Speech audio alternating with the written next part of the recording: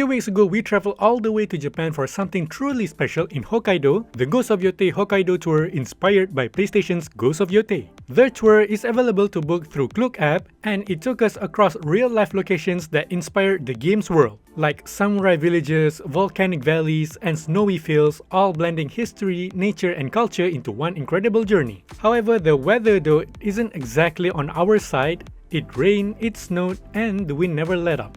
But even with that, the whole experience turned out unforgettable. Our first destination was Noboribetsu Jigokudani village, about an hour and a half from where we stayed. It's a samurai theme park that recreates Japan's Edo period in incredible detail, from the architecture to the staff dressed in fully traditional attire. Right at the entrance, we were greeted by two massive statues, Masamune Date and Katakura Kojuro, a perfect way to kick off a day of samurai history. Inside, you could rent all sorts of costumes at Utsuroi-kan, from kimono, yukata to ninja or even samurai outfits. There are two different costume selections, one is for a studio photoshoot and the other one where you can walk around with. Of course, we went with a full samurai outfit with katana included. Walking around with a full samurai outfit inside Edo-style village made the whole experience feel even better.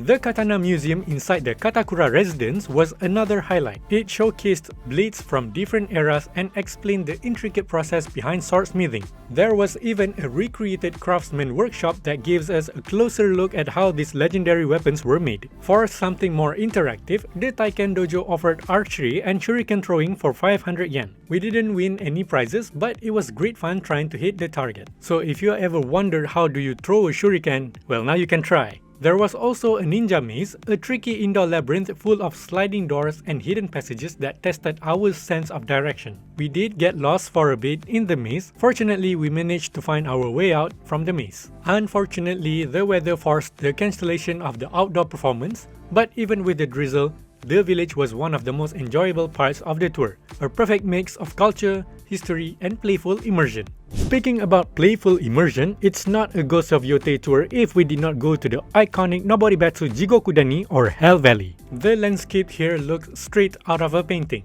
Steaming vents, bubbling springs, and the thick white mist rising from the earth. The air smelled strongly of sulfur, but it carried warmth that cut through the mountain chill. As we walked along the slippery paths, we couldn't help but admire how the mineral-rich soil shaped the land, barren patches surrounded by bursts of green.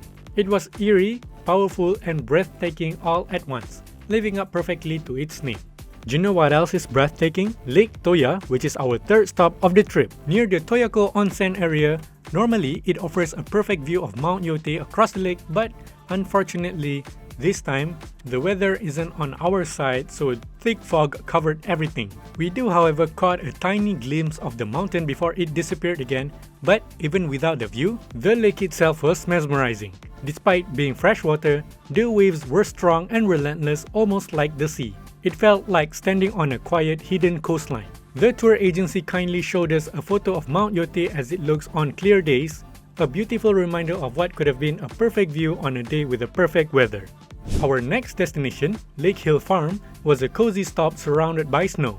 Known for its fresh dairy treats, the place serves everything from creamy gelato to rich puddings and handmade pizza. Even with our freezing hands, we couldn't resist trying their gelato. It's their signature after all. We also share a hot, freshly baked pizza, which paired perfectly with the wintry view. The prices were quite reasonable too, pudding at 480 yen.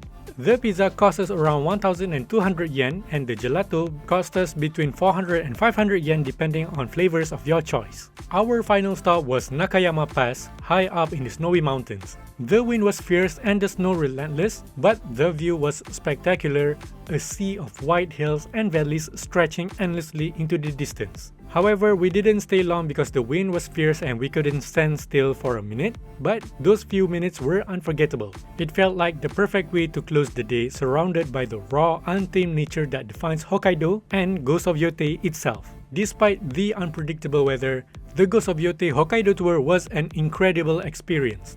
From the Edo-era charm of Jidai village to the volcanic heat of Hell Valley and the quiet beauty of Lake Toya, every stop had its own story to tell. Sure, the rain and snow made it tricky at times, but maybe that's part of the Hokkaido's charm. Nature here doesn't always cooperate, yet that's what makes it feel alive. We'd absolutely recommend joining this tour, especially if you're a fan of Ghost of Yotei or just want to see a different side of Hokkaido. And maybe if you visit in summer, you will get clearer skies, but even with the cold, this journey was something we'll never forget. That is all for this video. If you like this type of content, be sure to like, share and subscribe for more like this. And as usual,